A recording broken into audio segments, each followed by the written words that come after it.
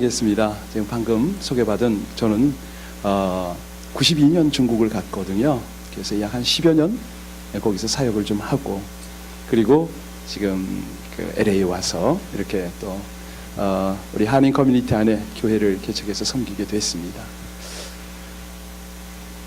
중국에 갈 때는 사실 저는 신학을 하지 않고 소위 말하는 이제 평신도 이제 그런 신분으로 갔기 때문에 소위 말하는 목사님들의 눈하고는 좀 다른 시각으로 저는 이제 중국을 이렇게 조명할 수가 있었습니다.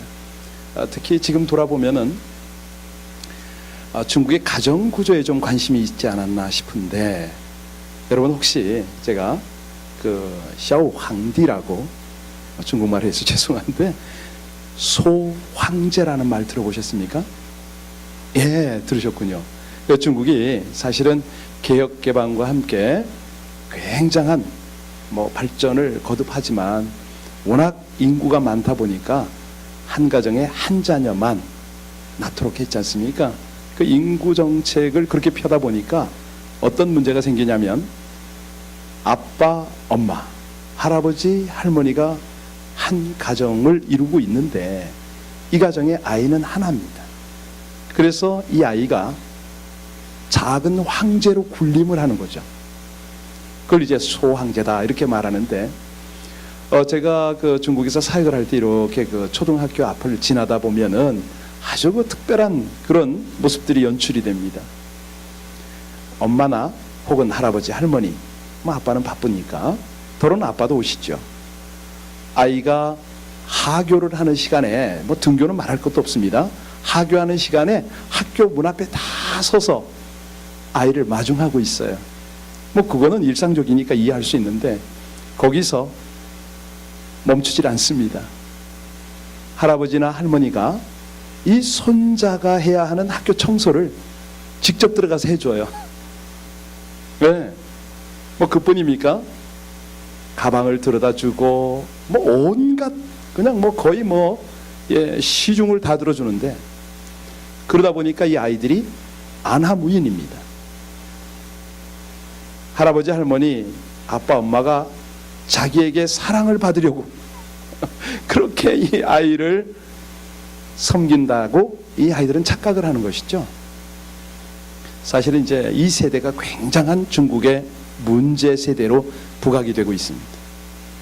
여기에 하나 더 하는 것이 이 아이들의 인성교육, 이것이 제대로 진행되지 않은 상황에서 한류다, 온갖 세상 그 유행의 물결들, 이런 것들이 그들에게 먼저 다가가니까 이 정체성에 혼란이 온 거예요. 효라는 단어도 알질 못하고 거기에 역사 교육도 사라진 지 오래고, 그러니 이 아이들의 중심이 뿌리가 없습니다. 소위 말해서 그저 수평 문화에 다 노출이 돼가지고 유행이 흘러가는 대로 아이들이 흘러갑니다. 저는 이제 중국에 있을 때 이런 모습들을 보면서 선교를 하지만 참 이거 미래가 대안이 뭔가? 왜냐하면 선교를 할 때는 이제 차세대를 보고 하는 거거든요. 그래서 선교 1세대가 떠나도 2세대가 신앙을 견고히 세워서 다음 세대의 복음을 끌어가는 거, 이제 이런 것들을 보는데, 거기서 가장 제가 혼란스러웠던 게 뭐냐면 중국인들의 경제 발전과 함께 소득이 높아가면서 교육은 굉장히 높은 수준까지 올라갑니다. 우리도 마찬가지 아닙니까? 자, 전 세계적인 현상이, 특히 동양권은 말할 것도 없죠. 교육은 많아지는데 인성은 파괴가 되어가고 있다는 거죠.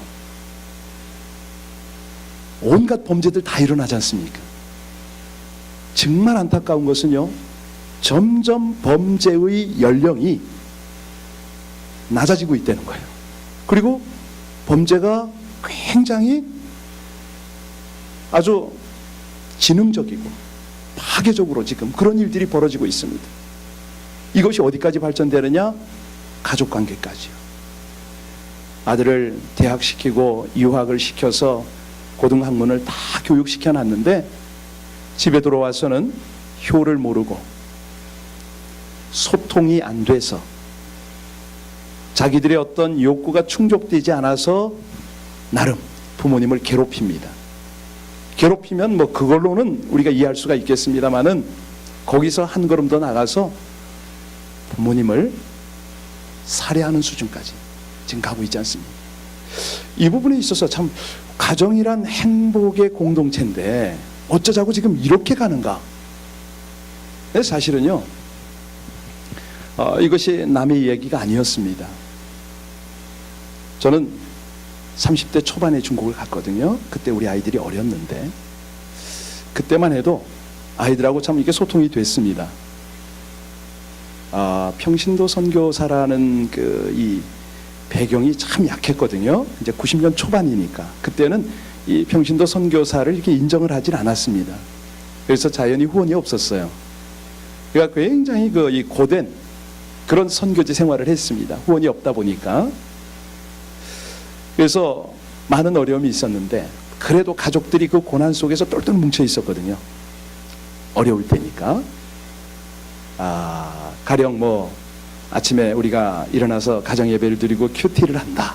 그러면 아이들이 초등학교 2학년, 3학년에 이제 중국을 갔는데 4학년, 5학년, 뭐 6학년 때까지 제 무릎에 앉아서, 참고로 우리 아이들은 쌍둥이입니다. 아들 쌍둥이인데 이 아이들이 그렇게 저하고 친숙했어요.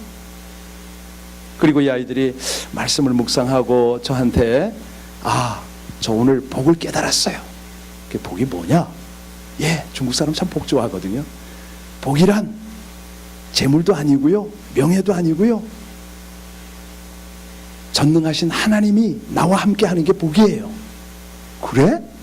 아주 저도 놀랄 만큼 아이들이 하나님과 또 신앙적으로 아주 깊어지는 이런 것들을 위로 삼았습니다. 그런데 문제가 99년에 미국을 왔거든요. 그때 이제 안식년 겸 이제 사역 한 7년 반, 거의 8년 하고서 안식년을 왔는데, 미국에 왔을 때 이제 문제점이 드러난 거죠. 뭐냐면 아이들이 여기 하이스쿨을 다니는데 우리 아이들만큼 고등학교를 많이 다니는 아이들이 드물 거예요. 고등학교만 5군데를 다녔습니다. 졸업을 간신히 했어요. 그런데 더 재밌는 건, 아니 이 LA 근처에 어느 교회를 다녔는데 어느 장로님이 그러는 거야. 김성 교사, 당신 아들들 저 골목에서 뭐 하는지 알아? 뭐 합니까? 담배 피고 있잖아. 저 몰랐어요. 자, 담배 피지요, 학교 가는 줄 알고 스쿨버스 타는 것까지 다 확인했는데, 알고 보니까 PC방에 내려가지고 하루 종일 거기 있죠. 대책이 안 쓰는 거예요. 나름대로 저는 평신도로서 선교를 할 때 선교 방향을 가방 메고 배낭 하나 메는 거죠. 복음 안 들어간 지역에 가서 전하고 그 가정에 들어가서 함께 먹고 자고 그 가족들을 제자화시켜서 교회를 개척한 게 제 사역입니다. 숫자가 좀 많아요. 손으로 꼽을 수 없을 정도로 하나님이 많은 사람들을 붙여주셔서 그들을 양육하고 그렇게 교회를 개척을 했는데, 여기 와서 딱 느낀 게 뭐냐면, 남들을 아무리 선교하면 뭐하냐 이거예요. 남들을 아무리 제자 양육하면 뭐하냐 이거죠.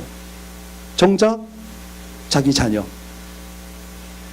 세상 표현으로는 지 새끼도 가르치지 못하면서 뭐 남을 가르치고 남에게 복음 전하고 무슨 교회를 개척하고 선교를 한다고 그러느냐. 딱 이까지 오니까 정신이 번쩍 드는 거예요. 야, 이거 어떻게 하면 좋은가. 난 정말 내 젊음을 바쳐서 선교를 한다고 했지만 결국은 실패자구나. 이걸 어떻게 하면 좋지? 앞이 보이질 않는 거예요. 아이들하고 타협도 하고 위협도 가하고 온갖 거 다 했습니다. 적당히 우리가 합의도 보기도 했어요. 그런데 안 되더라고요. 결국은 5번째 하이스쿨을 어디로 갔냐면 얼바인 하이로 갔어요. 얼바인. 여기 LA에 좋다는 학교 다 다녔습니다. 그래가지고 얼바인에 어떻게 하나님의 은혜로 거기 제가 선교 목사로 가면서 그 지역에 가서 아이들이 졸업을 하는데 간신히 졸업을 했습니다. 간신히 얼바인 하이를 졸업을 했어요. 자, 이런 어떤 일련의 상황들을 보면서 저에게 오는 문제점이 있는 거예요. 이걸 어떻게 해야 되느냐? 과연 방법이 없느냐? 우리 하나님이 전능하신 하나님이고 또 이 성경의 역사들 살펴보면 가장 무능하고 부족한 사람도 하나님이 그들을 들어서 쓰는데 그 가정을 또 이렇게 회복을 하시는데 이게 방법이 없는가 찾기 시작했습니다. 찾으려니까 중요한 거는 문제점을 파악을 해야 되잖아요. 제대로 파악을 해야 되잖아요. 그래서 찾았어요. 자, 그러면 한국이나 중국의 학교 교육 뭐가 문제일까? 부모가 자녀를 가리키는 교육 뭐가 문제일까? 찾았더니요, 학교 교육을 접근을 했더니 이게 정상적이질 않아요. 가령 학교에서 한국이나 중국식 교육은 주입식이거든요. 주입식 교육의 특징이 뭡니까? 짧은 순간에 엑기스를 전달할 수는 있어요. 그런데 이해가 돼서 녹아나거나 삶으로 나타나지는 않지 않습니까? 이 주입식 교육의 한계가 뭐냐면 계속적으로 경쟁을 가리키는 거예요. 성적이 좋아야 돼. 나보다 좋은 학교 가야 돼. 너 취직을 잘해야 돼. 뭐 이런 걸 자꾸 가리키는 거예요. 인성이라고는 찾아볼 수가 없어요. 야, 이걸 어떻게 하면 좋은가? 미국에 왔는데 여기도 만만치 않아요. 이 아이들 다니는 학교 과정을 이렇게 살펴보니까 얼마나 이기주의인지 몰라요. 뭐 그래도 자기들은 뭐 합리적으로 더치페이를 해서 밥을 먹고 뭐 별 얘기를 다 하는데 아니에요. 그게 내용이 보면은 나눌고 베풀고 서로 이 IQ보다는 EQ가 중요하지 않습니까?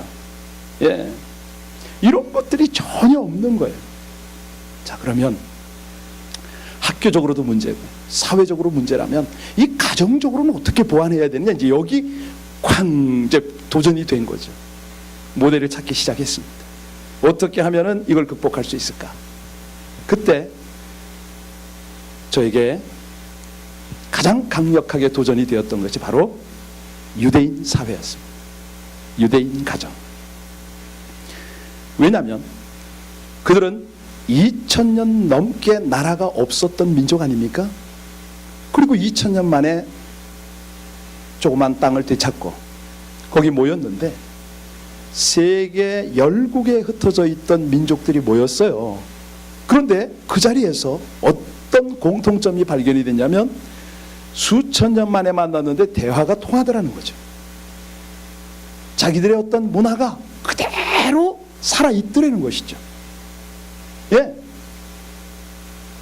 효도 잘하고 또 이 가족 간에, 형제 자매 간에, 부모 자식 간에 이 모든 소통에 조금도 문제가 없다는 것이죠. 제가 이걸 딱 보면서 아하, 이 민족의 우수성이 바로 여기 있구나, 조금 더 찾아봐야 되겠구나 연구를 했습니다. 아니나 달라요.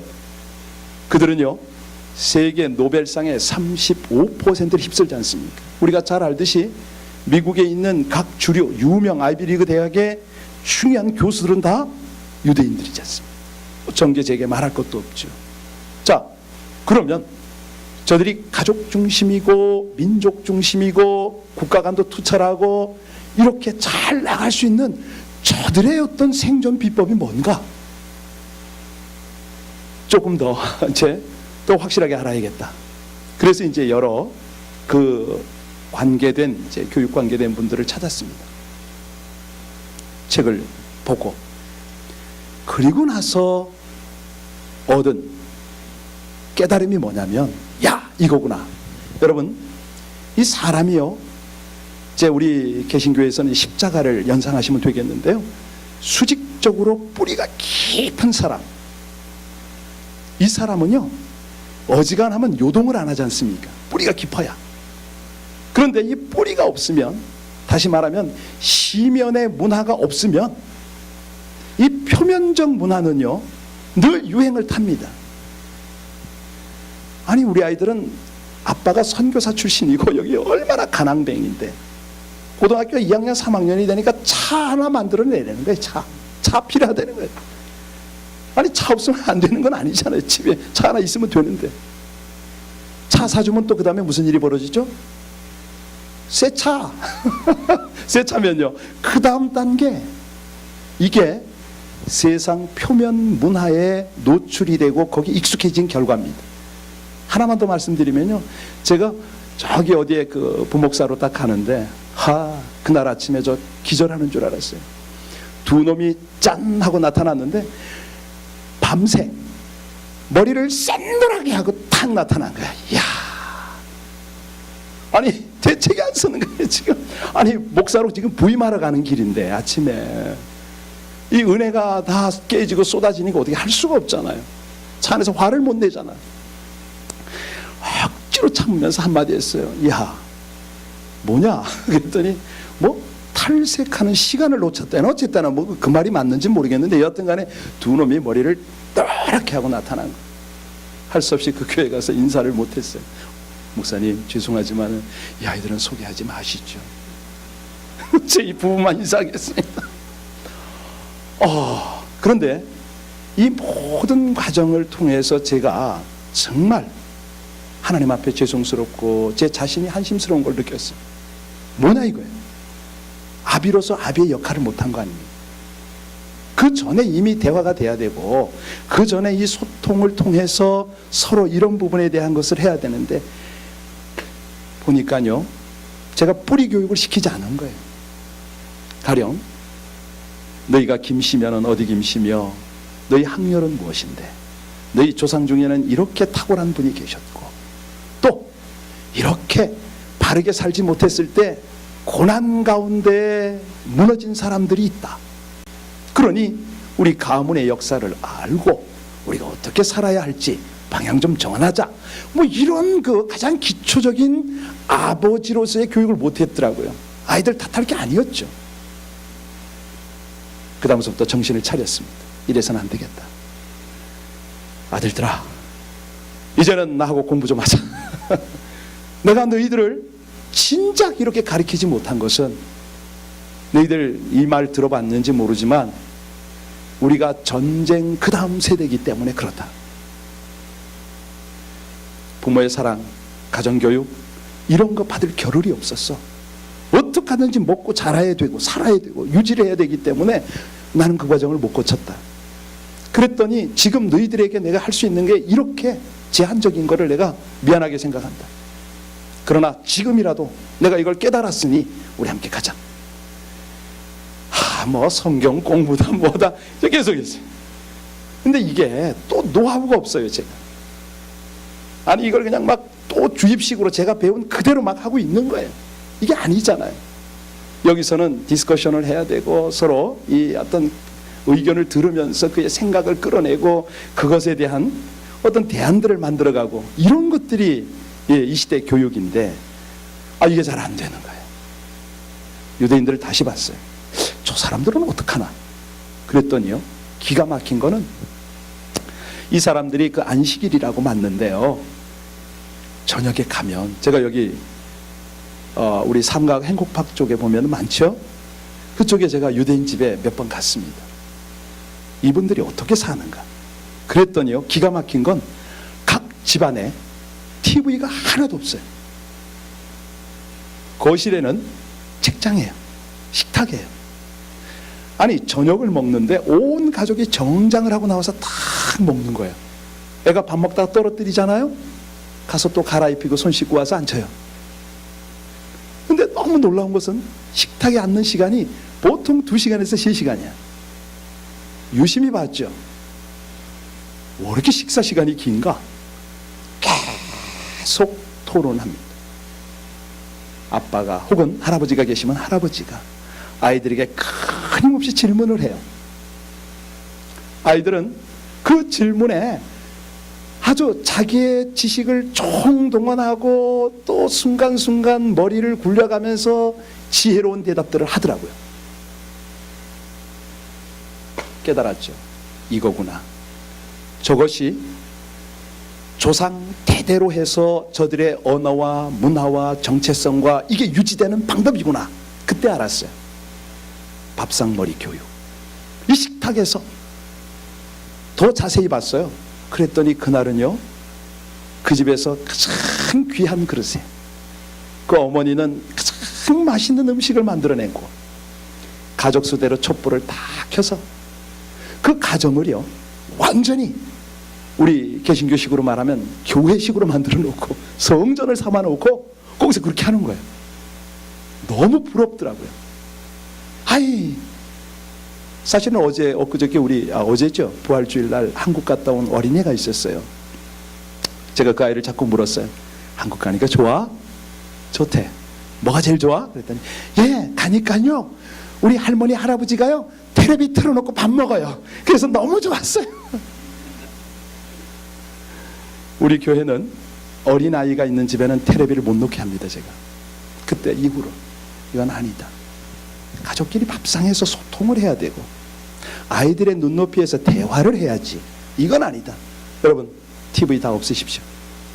그랬더니 우리 가족들, 우리 여기 젊은 그룹들은 TV가 없거든요. 그러니 할머니 집에 갔더니 텔레비를 바로 옆에 켜놓고 밥을 먹으니 애가 너무 좋아하는 거예요.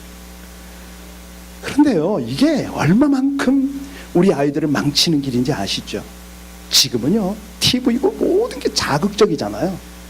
아주 영상이 순간적으로 스쳐 지나가는데 굉장히 동적이거든요. 그러니까 아이들은 사실은 어떤 IQ가 필요한 게 아닙니다. IQ는 지금은 기본은 다 돼요. 중요한 건 감성이 개발이 돼야 됩니다. 함께 슬퍼하고 기뻐하고 느끼고 품고 이런 공감 형성을 나갈 수 있는 그런 단계를 빨리 접해야 되는데 안 되잖아요. 근데 그 감성 개발이라는 것은 TV로 오는 게 아니거든요. 화초에 풀에 동물에 이런 것들을 통해서 감성이 개발이 되지 않습니까? 자, 다시 돌아가겠습니다. 그 유대인 가정에서 야, 이거구나. 이렇게 세상의 표면적 문화에 노출되어 있는 이 세대가 살아나는 방법은 오직 뿌리를 단단히 내리는 이 내면적 문화를 더 충실하게 다져야 되겠구나. 고전을 많이 읽게 하고 음악도 예전 음악을 많이 읽게 하고 결국은요 그때 깨달음이 뒤늦은 깨달이지만 하나님의 은혜로 저희 쌍둥이 아들들이 칼리지를 가면서 정신을 차리기 시작했습니다. 그래가지고 둘 다 UC 샌디에고에 올라왔어요. 기적적으로. 그리고 대학을 졸업하고서 각각 직장 생활을 하다가 다시 대학원을 갔습니다. 하나는 USC를 나오고 하나는 일리노이에 그 어바나 삼핀 거기 나왔어요. 지금은 둘 다 한국을 가 있어요. 가서 하나는 H그룹의 경영기획실의 과장이고 하나는 S그룹의 또 과장급으로 가 있습니다. 둘 다. 거기서 결혼하겠대요 지금. 제가 엊그저께 며느리 될 친구를 만나고 왔습니다. 근데 보니까 괜찮아요. 제가 부탁을 했어요. 그쪽에서는 뭡니까 이 결혼할 때 이렇게 뭐 전달한다고 그러죠? 이게 양가에서 나누는 걸 그거 보고 뭐라고 합니까? 홀레품인가 뭔가.